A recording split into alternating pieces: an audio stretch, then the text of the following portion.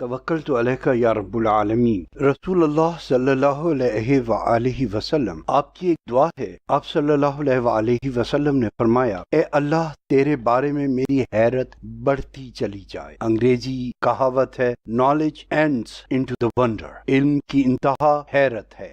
اکنو کے بروئے کار ترمین گرم، معلومم شد ہیچ معلوم نہ شد۔ 950 کتابیں لکھنے کے بعد مولانا رومی فرماتے ہیں کہ جب کبھی میں اپنے تجربات، اکتشافات اور انکشافات کو سامنے رکھ کر یہ دیکھنے کی کوشش کرتا ہوں کہ میں نے کیا سیکھا اور مجھے کیا آتا ہے، تو یہ سب کچھ بس کافی ہوتے ہیں کہ ابھی مجھے کچھ بھی نہیں آتا، بلکہ پنجابی میں کہوں تو زیادہ وضاحت ہوگی کہ کھ نہیں آندا۔ بظاہر ہمارے اس محدود مشاہدے میں یہ باتیں بڑی عجیب سی لگتی ہیں کہ اللہ کے رسول حیرت طلب کر رہے ہیں۔ انگریزی زبان میں کہا جاتا ہے کہ knowledge ends into the wonder، علم کی انتہا حیرت ہے، تو بغیر سوچے سمجھے دل سے یہ دعا نکلتی ہے، اللہ ہمیں حیران کر دے۔ اور پھر ہم لوگ کچھ لوگوں کو جذب کی کیفیت میں آج بھی دیکھتے ہیں۔ حضرت نظام الدین رحمت اللہ تعالی علیہ، ان کے بارے میں مشہور ہے کہ وہ اس قدر ادراک میں ہوتے تھے، اس قدر جذب کی کیفیت ان پر طاری رہتی تھی، اور ان کا قول یہ تھا کہ وہ نماز فجر ہی نہیں کہ کوئی 2 رکعت پڑھ کر دوسرے دن نماز فجر سے پہلے ہوش میں آ جائے۔ اللہ اکبر۔ مولانا محمد علی لاہوری صاحب، ان کے بارے میں بیان کیا جاتا ہے کہ وہ سکھ گھرانے سے ان کا تعلق تھا اور بچپن ہی میں کلمہ پڑھ کر دائرہ اسلام میں واپس تشریف لائے۔ یہ جو میں واپسی کا لفظ استعمال کرتا ہوں تو اس لیے کہ قرآن مجید میں ہمیں یہ بتایا گیا ہے کہ اللہ تبارک تعالیٰ نے سب روحوں کو، سب انسانوں کو فطرت اسلامی میں پیدا کیا ہے۔ یہ ہماری معاشرت، ہماری تربیت، ہمارے مشاہدات، ہمارے خاندانی اور مذہبی پس منظر ہمیں مختلف مذاہب میں بانٹ دیتا ہے، ورنہ ہم فطرت سلیمہ کے ساتھ ہی پیدا ہوتے ہیں۔ تو مولانا محمد علی لاہوری صاحب جب انہوں نے کلمہ حق پڑھا تو گھر میں بہت مار پیٹ ہوئی، بہت سختیاں ہوئی، یہاں تک کہ وہ بھاگ گئے گھر سے اپنا دین بچا کر۔ انگریزوں کا دور تھا، آزادی کی تحریکیں اپنے عروج پر تھیں، جہاں کوئی انہیں ایسا مسلمان نظر آتا ان کو یہ شک ہوتا کہ یہ شخص اتنا مذہبی ضرور ہے، یقیناً یہ اسلام کا شیدائی ہی نہیں فدائی بھی ہوگا، تو ایسے لوگوں کو وہ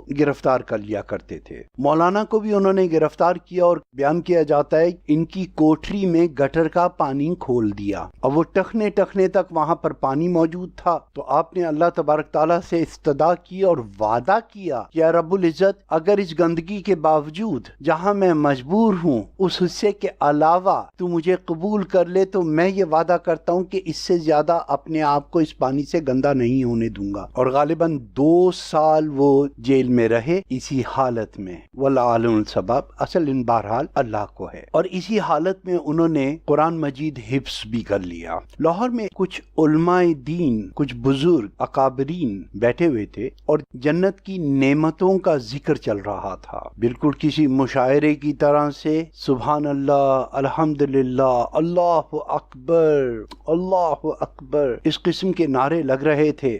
ہر نعمت کے بیان پر انواع و اقسام کی روایات اور نعمتوں کا بیان جاری تھا کہ مولانا نے ایک دم چیخ ماری اور زار و قطار رونے لگے۔ سب لوگ ایک دم متوجہ ہوئے کہ حضرت کیا ہوا، تو بلکتے ہوئے آپ نے فرمایا میرا جنت میں گزارا نہیں، ہائے میں وہاں کیسے رہوں گا؟ پوچھا وہاں کیا ہے؟ کہ وہ تو نہیں ہوگی وہاں۔ کون نہیں ہوگی وہاں؟ حضرت سب کچھ ہوگا، وہ بھی ہوگی۔ کون ہے وہ جسے آپ اتنا چاہتے ہیں؟ انشاءاللہ ضرور ہوگی، اگر اپنے اعمال سے نہیں تو آپ کی طلب کی وجہ سے ہوگی۔ تو کہا نہیں، میں نماز کی بات کر رہا ہوں، نماز کے بغیر میں کیسے رہوں گا؟ یہ ان کی نمازیں تھیں۔ گراں ہے سجدہ مجھ پر مگر انکار نہیں، کیا کیے تو نے مجھ سے سیاہ کار معاف نہیں۔ ہم ایسی تعویلات دیتے دیتے ہیں، ایسے عذر پیش کرتے ہیں۔ بہرحال ہمیں تو یوں ہی بتایا گیا ہے، اللہ تبارک تعالیٰ جس سے چشم کرم سے دیکھتا ہے، جسے محبت سے دیکھتا ہے، اس کے لیے دین آسان ہو جاتا ہے۔ اللہ تبارک تعالیٰ جس پہ چشم کرم کرتا ہے اس کو دین کا فہم عطا ہو جاتا ہے۔ انبیاء کرام اب نہیں آئیں گے، سچے خواب اور القاء کے ذریعے ہم انسانوں کی رہنمائی ہوگی، لیکن اس کے لیے قرآن مجید کی پہلی شرط یہی ہے کہ ہم غور کریں، ٹھہر کر قرآن پاک پڑھیں، ناول ریڈنگ نہیں، تھوڑا سا پڑھیں، سوچیں، کیونکہ قرآن کا فہم اپنی ذات میں یہ شرط لیے ہوئے ہے کہ اور جو غور کرتے ہیں اور وہ جو سوچتے ہیں، کیا تم سوچتے نہیں؟ کیا تم تفکر نہیں کرتے؟ کیا تم فہم نہیں کرتے؟ دیکھو ہم کس طرح سے کھول کھول کر اپنی نشانیاں تمہیں بتاتے ہیں، یا اس پر تو تم مین میخ نکالتے ہی تھے جس کے بارے میں تمہیں کچھ شد بدھ بھی ہوتی تھی، اب ان باتوں پر بھی بولو گے جس کے بارے میں تمہیں قطعی ادراک نہیں۔ آپ وہاں نہیں تھے جب وہ مریم کی پرورش کے لیے آپس میں بحث رہے تھے اور پانسے پھینک رہے تھے، اور ان لوگوں سے اس بات کا بھی تذکرہ کر دیجئے۔ اس قسم کے فریزز، اس قسم کے جملے، اس قسم کا بیان، اس قسم کا کلام بارہا قرآن مجید میں ہمیں دیکھنے کو ملتا ہے۔ اور اپنے پچھلے بیان میں یہ کہہ چکا ہوں، مجھے معلوم نہیں کہ وہ ریکارڈ کیا گیا یا نہیں، جس میں قرآن مجید کے بار بار پڑھنے سے متعلق بیان تھا، آپ لوگوں کو یاد ہوگا۔ اوکے ٹھیک ہے، پھر ہم اسے انشاءاللہ ریکارڈنگ کے لیے، ٹھیک ہے، ریکارڈنگ کے لیے ہم اسے پھر کر لیں گے، تھوڑا سا اس کا حوالہ دے دوں تو مختصراً یہ کہ جب ایک انسان قرآن مجید پڑھتا ہے تو اسے نزول قرآن سے پہلی تاریخ کے بارے میں علم ہوتا ہے، پھر پڑھتا ہے، اس کے علم میں اتنی وسعت ہوتی ہے کہ وہ نزول قرآن سے لے کر اپنی ذات تک کے حالات کو سمجھ لیتا ہے کہ ہاں یہ باتیں تاریخ کی تھیں اور یہ باتیں قرآن کے نزول کے بعد کی ہیں اور اب تک آئی ہیں، اور یہ چیزیں پوری ہو چکی ہیں، ہم نے یہ بھی دیکھ لیا، یہ بھی دیکھ لیا، یہ بھی دیکھ لیا، یہ بات بھی سمجھ میں آ گئی۔ ان اولین نے قرآن پاک کو کس طرح سے آمنا صدقنا کہا، ان کا ادراک، ان کا فہم، ان کا علم کس پائے کا تھا۔ ہم نے ہر چیز کو زوجین میں پیدا کیا، حتیٰ کہ اشجار یعنی درخت بھی۔ سائنس ابھی 60 سال پہلے ہمیں بتا رہی ہے کہ درختوں میں بھی مادہ اور نر ہوتے ہیں۔ آج ہمارا بچہ باٹنی پڑھتا ہے تو اس کو یہ بات معلوم ہوتی ہے، لیکن ان لوگوں نے کوئی سوال نہیں کیا، ان کو ان چیزوں کا ادراک تھا، ان چیزوں کا فہم تھا۔ اور اللہ تبارک تعالیٰ ہر ایک کو اتنا علم عطا فرماتا ہے جتنی کی اس کو ضرورت ہو۔ وضاحت کرتا جاؤں کہ علم سے ہمیں جو چیز سب سے زیادہ معلوم ہوتی ہے، علم حاصل ہونے سے جو ایک احساس سب سے زیادہ ہوتا ہے وہ یہ کہ اپنی کم مائیگی کا احساس ہوتا ہے، اپنی جھولی میں علم کی کمی کا احساس ہوتا ہے۔ علم میں یہ ایک عجیب خاصیت ہے کہ جتنا ملتا جاتا ہے اتنا تھوڑا لگتا جاتا ہے، اس لیے کہ علم حاصل ہونے سے ہمیں جتنا علم ملتا ہے اس سے جس چیز کے بارے میں تو جتنا ہمیں یہ معلوم ہوتا ہے، یوں کہہ لیں کہ 10% اگر ہمیں یہ معلوم ہوا کہ یہ چیز اس کام کی ہوتی ہے تو 90% ہمیں یہ معلوم ہو جاتا ہے کہ اس کے بارے میں ہمیں 90% نہیں آتا۔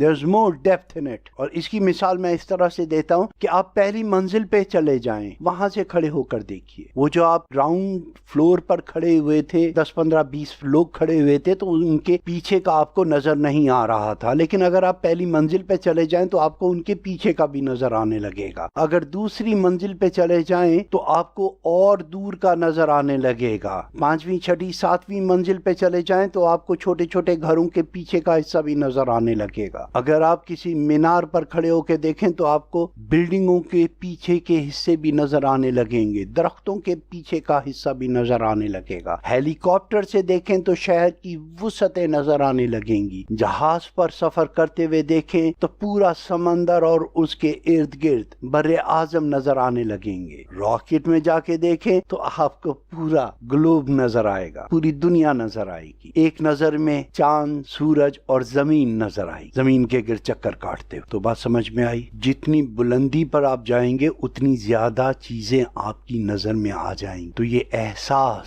کہ جس بلندی پر میں کھڑا ہوں کیا یہ آخری پوائنٹ ہے؟ نہیں، اوپر دیکھو لا انتہا بلندی ہے، تو اس بلندی سے اگر میں نکلوں تو زمین سورج ہی نہیں پورا نظام شمس ہی نظر آئے گا. اس سے آگے چلا جاؤں ونٹر اسٹریٹ اور ملکی وے نظر آئے گی. اس کے بعد ہمیں پوری اپنی یہ گلیکسی نظر آئے گی، پھر ارد گرد کی گلیکسیاں نظر آئیں گی. اللہ اکبر. اسی طرح سے آپ اس کو دیکھتے چلے جائیے، بلند ہوتے چلے جائیے تو آپ کو یہ معلوم ہوگا. یوٹیوب پر اللہ اکبر ہم کیوں کہتے ہیں، نامی ایک کسی صاحب نے، مجھے ان کا نام معلوم نہیں، اللہ ان کو اجر عظیم عطا فرمائے، اس پوری ٹیم کو جنہوں نے وہ چھوٹی سی ڈاکومنٹری بنائی ہے کہ ہم اللہ اکبر کیوں کہتے. میں ریکمینڈ کروں گا کہ وہ آپ خود بھی دیکھیے اور بچوں کو بھی دکھائیے گا. تو وہ کائنات کی وسعتوں کے بارے میں ہے، ایک فاسٹ فارورڈ سفر کی طرح سے کہ زمین سے اٹھ کر ایک سفر شروع ہوتا ہے اور کائنات کی وسعتیں. بہرحال ہم اپنے سفر کو یہیں پر روکتے ہیں اور واپس اپنی اوقات میں آ کر اس بات کو آگے بڑھاتے ہیں کہ ہم جتنا اوپر ہوتے چلے جاتے ہیں اتنا ہی ہمیں زیادہ نظر آتا ہے. تو ہمیں یہ احساس اور ستانے لگتا ہے کہ اس سے اوپر ہونے پر ہمیں کیا نظر آتا، اس سے اوپر ہونے پر ہمیں کیا سمجھ میں آتا. تو ہمارے عام حالات میں زندگی میں ہم 16 برس تک تمام سوالات جمع کرتے ہیں. 16 برس تک ہم جو زبان سیکھتے ہیں وہ ہماری مادری زبان ہو جاتی ہے. میں 16 برس کی عمر سے کم میں سویڈن آیا تھا، اس لیے سویڈش پیپرز میں سویڈش کو میری مادری زبان گنا گیا، اس لیے مجھے ٹیچر بھی ایکسپٹ کر لیا گیا. تو 16 برس سے پہلے آپ جو زبانیں سیکھتے ہیں وہ آپ کی مادری زبان ہو جاتی ہے. اور 16 برس کی عمر تک ہم تمام زندگی کے ضروری سوالات جان چکے ہوتے ہیں اور باقی زندگی ہم ان کے جوابات تلاش کرنے میں لگا دیتے ہیں. یہ ایک تجزیہ ہے آج کے انسان کے بارے میں. لیکن جب ہم علم کی منزلیں طے کرنے لگتے ہیں تب ہمارے پاس نئے نئے سوالات آتے ہیں، وہ جو ہم نے 16 برس کی عمر تک جمع نہیں کیے تھے یا ہمارے ذہن میں نہیں تھے. دماغی بلوغت 40 برس کی عمر میں بتائی گئی ہے. حضرت عیسیٰ علیہ السلام کے علاوہ تمام انبیاء کو یہ فریضہ 40 برس کی عمر ہی سے دیا گیا. ولا عالم السباب، اصل علم بہرحال اللہ کو ہے. یہاں ایک واقعہ میں آپ کو بتانا چاہ رہا تھا، میری زندگی میں بہت اہمیت رکھتا ہے. میرا بہت وقت صرف ہوا اور اس کے لیے میں نے انگریزی اور اردو دونوں کے بہت سفر کیے. انگلستان کے چکر لگائے، ڈنمارک کے چکر لگائے. یہ ایسی جگہیں ہیں جو یہاں سویڈن سے قریب ہیں اور جہاں پاکستانیوں کی تعداد اتنی زیادہ ہے کہ عموماً وہ چیزیں جو ہمیں سویڈن میں میسر نہیں ہیں وہاں بڑی آسانی سے دستیاب ہیں. ایک کتاب نے مجھے بہت متاثر کیا. اس سوال کے علاوہ جو اس نے مجھے دیا اور میری زندگی کے 10-15 سال پریشانی میں گزرے، آن دی ہول اس کتاب کو پڑھ کر اسی وقت مجھے یہ احساس ہوا، میں اپنے مڈ 20s میں تھا شاید اس وقت، تو یہ احساس ہوا کہ یہ ایک اتنی قیمتی کتاب ہے، یہ تو پاکستان میں تدریس میں ہونی چاہیے تھی، یہ تو ہر ایک کو پڑھائی جانی چاہیے. لیکن اس کتاب میں ایک ایسی چیز آئی، اور وہ یعنی پہلے میں آپ کو یہ بتا دوں کہ وہ بہت پریکٹیکل کتاب ہے. اس میں خطوط لکھنے کے طریقہ کار سے لے کر بینک ڈرافٹ کرنے کے لیے چیک لکھنے کا طریقہ، منی آرڈر کرنے اور وصول کرنے کا طریقہ، بجلی کا بل جمع کرانے کا طریقہ، صابن بنانے کا طریقہ، اچار بنانے کا طریقہ، سبزیوں کو اور گوشت کو پرزرو کر کر رکھ لینے کا طریقہ، کھانا پکانے کا طریقہ، کپڑے سینے کا طریقہ، کریشیا کا طریقہ، سویٹر سینے کا طریقہ، کفن کاٹنے کا طریقہ، بڑوں کے القابات، خط، رسید، معاہدے، اور پھر دینی معلومات، مذہبی معلومات، یعنی ایک بہت کمپرہینسو کتاب. وہ اس کتاب کو آپ ایک طرف رکھتے ہیں اور دوسری طرف آپ پہلی جماعت سے لے کر ایم اے تک کے میٹیریل کو دیکھیں پریکٹیکلٹی میں. ایک بد نصیبی یہ ہے کہ ہمارے ہاں سمجھا جاتا ہے کہ ہمیں علم دے دیا گیا ایم اے تک پڑھنے سے یا بی کام یا ایم کام کر لینے سے. نہیں، وہ ایک بہت دور کی گیم ہے جو کھیلی گئی ہے کہ آپ رہیں تو پاکستان میں لیکن انٹرنیشنل باڈی کے ساتھ کام کرنے کے لیے انہیں آسانی رہے کہ آپ ان کی زبان میں ان کے معاملات بہتر طور پر وہیں رہتے ہوئے کر سکیں. اس لیے ایم اے کرنے کے بعد اگر آپ پڑھائی کی طرف نہیں جا رہے، آپ ڈائریکٹ اور انڈائریکٹ، بالواسطہ یا بلا واسطہ، آپ پاکستان سے باہر رہنے والوں کے ساتھ کمیونیکیٹ کر سکیں، ان کے ساتھ کاروبار کر سکیں، ان کے ساتھ ٹریڈ کر سکیں، انہیں زیادہ بہتر طور پہ سمجھ سکیں۔ ایم اے کرنے کے بعد میں یہ دعویٰ کر رہا ہوں کہ آپ کی انڈرسٹینڈنگ پاکستان سے باہر کی زیادہ اور پاکستان کے اندر کے معاملات میں کم ہوتی ہے، لہٰذا ایم اے اور بی اے اور اکنامکس اور یہ چیزیں پڑھنے کے بعد آپ باہر والوں کے لیے زیادہ مفید ثابت ہوتے ہیں بنسبت گھر والوں کے، یعنی پاکستان والوں کے۔ یہ ایک میرا تجزیہ ہے، مجھے بڑی خوشی ہوگی اگر کوئی مجھے غلط ثابت کرے کہ آپ کا نظام تعلیم ہی ایسا ہے آؤٹ ورڈ، تو انہیں آپ کی زبان سیکھنے کی ضرورت نہیں ہے آپ سے کاروبار کرنے کے لیے یا آپ کے معاملات کو سمجھنے کے لیے یا آپ سے گفتگو یا رابطہ یا دوستی رکھنے کے لیے۔ آپ کی پڑھی لکھی آبادی اپنی زبان سے بہتر ان کی زبان جانتی ہے۔ آپ کی پڑھی لکھی آبادی اپنے معاملات سے زیادہ، ایک شخص اگر اس نے ایم اے کیا ہوا ہے تو کیا وہ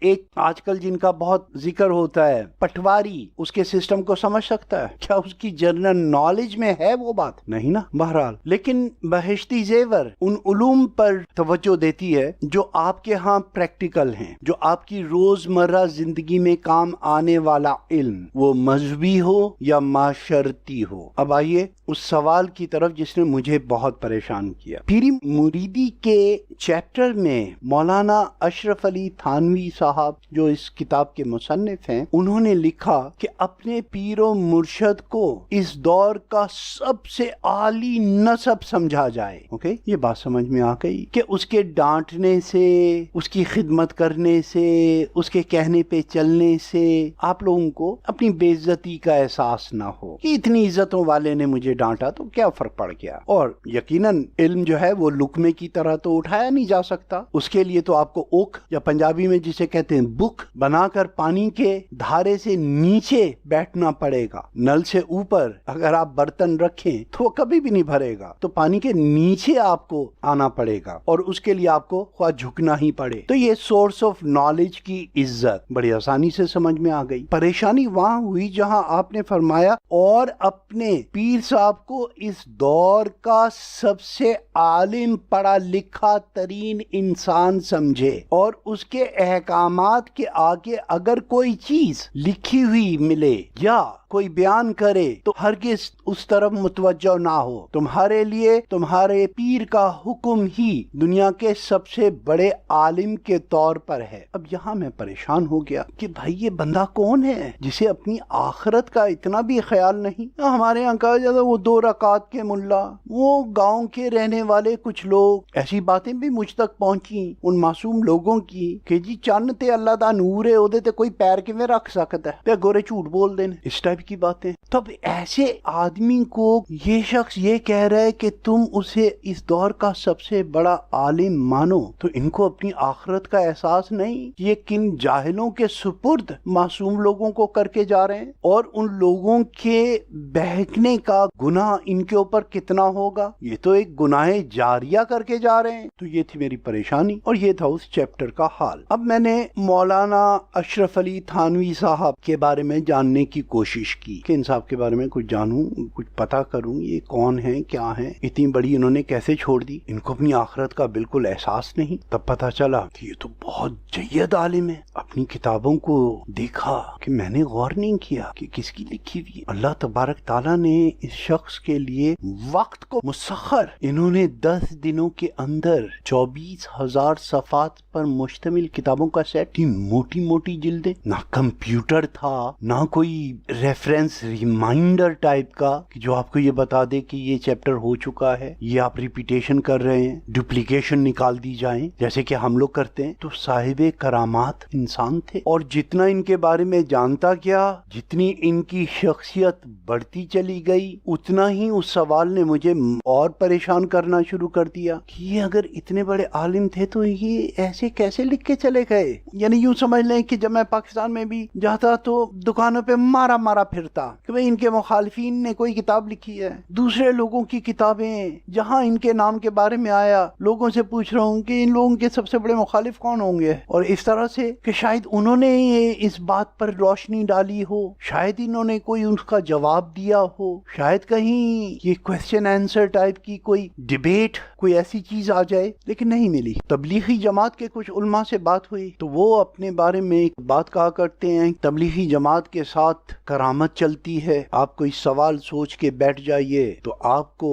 اس کا جواب مل جاتا ہے بیان کے دوران۔ میں نے ذاتی طور پہ تجربہ کیا اور حیرت انگیز طور پر اس بات کو سچا پایا۔ اس نے اور پریشان کر دیا کہ کیا جو میں سن رہا ہوں کیا وہ شخص یہی بیان کر رہا ہے، اور میں بڑے اوٹ پٹانگ قسم کے سوال لے کر بیٹھنے لگ گیا just to check it out کہ ایک دفعہ اتفاق ہوا ہے، 2 دفعہ ہوا ہے، 3 دفعہ ہوا ہے، کتنی دفعہ ہوتا ہے۔ تو کبھی اسپیس کے بارے میں، کبھی سائنس کے بارے میں، کبھی آپریشنز کے بارے میں، کبھی مائننگ کے بارے میں، یعنی عجیب عجیب سبجیکٹ اپنے ذہن میں لے کر بیٹھتا تھا اور مجھے اس کا جواب ملتا تھا۔ تو میں اس بات پہ پریشان ہوا کہ کیا یہ وہی بول رہے ہیں جو میں سن رہا ہوں، کیونکہ میرا دماغ تو بہرحال ایک پنگے باز ہے۔ تو میں نے یوں سوچا کہ اس وقت 3000 لوگ یہاں موجود ہیں، اوکے لیٹ سے کہ اس 1 گھنٹے کے بیان میں میں 50 سوال لے کر بیٹھا تھا اور انہوں نے 50 کے 50 سوالوں کے بارے میں مجھ سے گفتگو کی ہے، تو باقی لوگ چپ کر کے سن رہے ہیں۔ تو ٹھیک ہے یار، کسی اور کے ذہن میں کوئی اور سوال بھی تو ہو سکتا ہے نا جو اس آدمی نے میرے علاوہ بھی اس کو جواب دیا ہو۔ ایسی چیزیں اور ایسی چیزوں پہ تجربہ کرنا، آپ سمجھ سکتے ہیں کہ یعنی کس قسم کے دماغ کا آدمی ہوگا وہ۔ بہرحال اپنی ذات کی حد تک میں اس پوائنٹ سے بھی مطمئن ہو گیا کہ نہیں ایسا کچھ ہوتا ہے۔ اب ہر کسی کے ساتھ ہو آئی ڈونٹ نو، آپ کے ساتھ ایسا ہوگا یا نہیں ہوگا، آگے چل کر میں آپ کو کنکلوژن بھی بتا دوں گا۔ ہاں یہاں ایک وارننگ مجھے دینی ہے، کہتے ہیں ادھوری بات بہت خطرناک ہوتی ہے، لیکن میری ادھوری بات بہت ہی زیادہ خطرناک ہوتی ہے۔ تو جو لوگ مجھ سے واقف نہیں ہیں، جو لوگ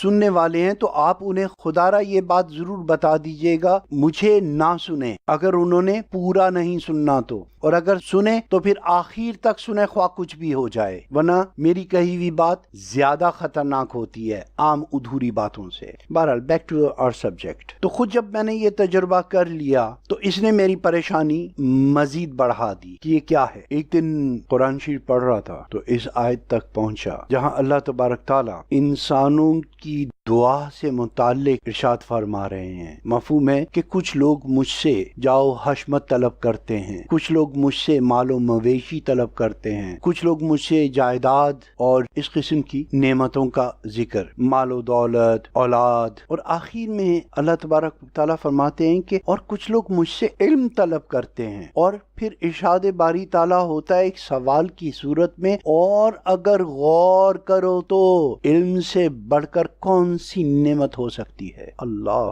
اکبر۔ اس وقت میں وہ بات سمجھ گیا جو اب تک میرے تجربے میں نہیں تھی، جو میں نے کہیں پڑھی نہیں تھی، کہیں سنی نہیں تھی، اور کہیں سے مجھے مل نہیں رہی تھی۔ وہ بات سمجھ میں آ گئی، اور وہ یہ کہ دنیاوی دولت کے پیچھے 100% لوگ لگے ہوئے، تو ان میں کتنے % کو کامیابی ہوتی ہے؟ ہر کوئی مال بنانے کے چکر میں ہے، جائز طریقے سے، ناجائز طریقے سے، باہوک و کرک، کوئی نقب لگا کر کما رہا ہے، کوئی سیف کو کاٹ کر دولت مند بننے کی کوشش کر رہا ہے، اور اب تو سامنے نظر آ رہا ہے کہ اقاموں کے ذریعے بھی۔ تو ہر شخص لگا ہوا ہے۔ آپ کسی کی محنت کو، کسی کی جد و جہد کو آپ جائز اور ناجائز میں بانٹ سکتے ہیں، لیکن ریاکاری میں نہیں بانٹ سکتے۔ یہ نہیں کہہ سکتے کہ جی یہ دکھاوے کی کوشش کر رہا ہے دولت کمانے کی، جائز کوشش کر رہا ہے، ناجائز کوشش کر رہا ہے، لیکن لگا ہوا ہے۔ تو جو چیز اتنی طلب، اتنی جد و جہد اور اتنی محنت کے باوجود ہر ایک کا مقدر نہیں ہے، تو جو دولت اللہ تبارک تعالیٰ نے فرمایا کہ یہ سب سے بڑی دولت ہے، بلکہ وہ سوال کرتا ہے کہ اس سے بڑی دولت اور کون سی ہو سکتی ہے؟ اگر سوچو تو سوچا واقعی اس سے بڑی تو کوئی دولت ہو نہیں سکتی۔ پھر ایک شعر ذہن میں آیا، یہ فیضان نظر تھا یا مکتب کی کرامت تھی، سکھلائے کس نے اسماعیل کو آداب فرزندی؟ واو، یعنی علم فیضان نظر سے مل سکتا ہے. تو یہ فیضان نظر ہوتا ہے. یہ لوگ جو کہتے ہیں کہ یہ کرامت ہے، آپ اپنا سوال لے کے بیٹھ جاؤ، تو اس کا مطلب ہے کہ وہ بندہ کچھ بھی بول رہا ہے، وہ کسی بھی موضوع پہ بات کر رہا ہے، آپ کو آپ کے سوال کا جواب اس بندے کے منہ سے نہیں آپ پر القاء ہو رہا ہے، وہ اللہ تبارک تعالیٰ آپ کے نصیب کا آپ کو عطا کر رہے ہیں. تو یہاں پر یہ بات سمجھ میں آئی کہ اشرف علی تھانوی صاحب کسی جاہل کے پیچھے لگا کے کیوں چلے گئے کہ بھئی اس میں اس جاہل مولوی کا پڑھا لکھا ہونا یا جاہل ہونا اس سے کیا تعلق ہے. یہ جو مرید ہوں گے، یہ جو شاگرد ہوں گے، ان کو تو ان کے اپنے نصیب کا ملے گا. تو ان کے اندر ایک پیورٹی ہونی چاہیے. Respect toward the source of knowledge, that they may be thankful to that source. 10-12 سال لگے مجھے یہ نقطہ سمجھنے میں. ھذا من فضل ربی، الحمدللہ سمجھ میں آ گیا. تو یہ جو میں بار بار کہا کرتا ہوں کہ میرا کہا حجت نہیں ہے، میرا کہا حجت نہیں ہے، میرا کہا آخری لفظ نہیں ہے. go on believe but check، اس لیے کہ جس کے نصیب میں ہے اس کو میرے کسی کہنے سے اس کا دماغ ٹریگل کر سکتا ہے، اس کا دماغ ٹرک کر سکتا ہے، اس کا دماغ کلک کر سکتا ہے کہ وہ یہاں سے سمجھ لے یا کسی اور سورس سے چیکنگ کرتے ہوئے سمجھ لے، میری بات پر شک کرنے کے بعد سمجھ لے یا میری بات ڈائریکٹ ماننے کے بعد سمجھ لے. یہ سب نصیب سے ہے. اس میں جتنی آپ کی لگن اور جستجو ہے اتنے ہی آپ کے قسمت اور آپ کے نصیب کا دار و مدار ہے. اس لیے حصول علم کے لیے اللہ تبارک تعالیٰ سے نافع علم کی دعا کرتے رہیے. رب زدنی علما، رب زدنی علما، رب زدنی علما. کیونکہ وہ جیسے کہا ہے نا کہ ایک نقطے چ گل مک دیے، وہ پڑھ علم ہزار کتاباں عالم ہوئے سارے، پر عشق دا ایک اکھر نہ جانن بھلے پھرن وچارے. ایک نگاہ جے عاشق تک کے لکھ ہزاراں تارے، لکھ نگاہ جے عالم تک کے کسے کندے نہ چاڑے. تو فیضان نظر کی طلب کیجئے. آپ کا بلیف اس چیز پر ہونا چاہیے کہ علم اللہ تبارک تعالیٰ کی تخلیق کردہ بہت قیمتی دولت ہے اور یہ اسی سے طلب کی جا سکتی ہے. میرا ایمان اس معاملے میں اس حد تک ہے کہ آپ لوگ بغیر کسی لیکچر کے، بغیر کسی استاد کے بھی دنیا کے سب سے بڑے عالم بن سکتے ہیں. صرف لو لگائے رکھیے، طلب رکھیے، اللہ تبارک تعالیٰ سے استدعا کیجئے اور القاء ہوگا. سوچنے کی عادت ڈالیے، تفکر کیجئے. امت کے معاملات پر ایک گھڑی کا سوچنا دنیا اور مافیا اور جو کچھ اس کے درمیان میں سب سے افضل ہے، اور ایک گھڑی 20 منٹ کی ہوتی ہے. اپنے معاملات سے باہر نکلیے، اپنے روزمرہ کے روٹین سے باہر نکلیے، دوسروں کے حالات کو دیکھیے. وہ شعر ہے نا، گاہے بگاہے اسے پڑھا کیجئے، دل سے بڑھ کر کوئی کتاب نہیں. یاد رکھیے 2 قسم کے لوگ ہوتے ہیں جو دنیا میں آتے ہیں. ایک وہ جو مر کر بھی نہیں مرتے،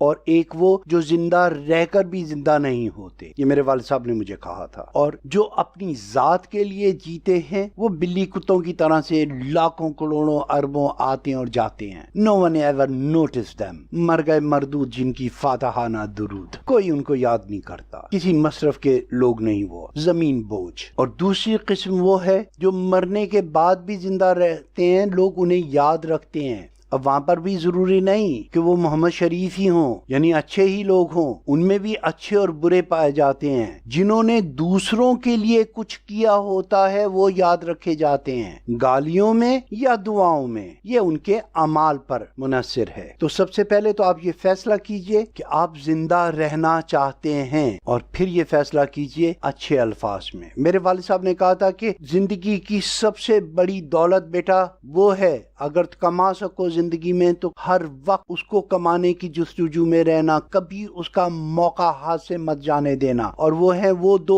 ہاتھ جو تمہارے مرنے کے بعد تمہاری پیٹھ پیچھے تمہارے لیے خیر کی دعا کے لیے اٹھیں، تمہارے لیے مغفرت کی دعا کے لیے اٹھیں، تمہارے لیے بھلائی کے لیے اٹھیں. تو وہ ہاتھ جیتنے کے لیے پہلے اپنی ذات سے تم باہر نکل آنا، پھر جتنا تم چاہو اپنا قد بڑھا لینا. معاشرتی طور پر جو ترقی ہے یہ ہم سب لوگ واقف ہیں اس سے. یہ تہذیب ہم نے پرندوں سے سیکھی ہے. صبح کو گھر سے نکلنا، شام کو آ جانا، وہی صبح وہی شام. اپنے وقت کو برباد مت کیجیے. یہ کیا کر رہے ہو؟ Just killing time. You are not killing time, you are killing yourself. وقت زندگی ہے. Time is not money. Time is life, and life is the most precious gift from Allah subhanahu wa ta'ala. تو اس کی قدر کیجئے. وقت زندگی ہے. میرے ایک سویڈش نظم ہے، تو اگر اس کا کچھ مفہوم بتاؤں تو وہ کچھ اس طرح سے ہے کہ مجھے یقین ہے کہ تم میری ضرورت ہو، اور یقین رکھو مجھے تمہاری ضرورت ہے. آؤ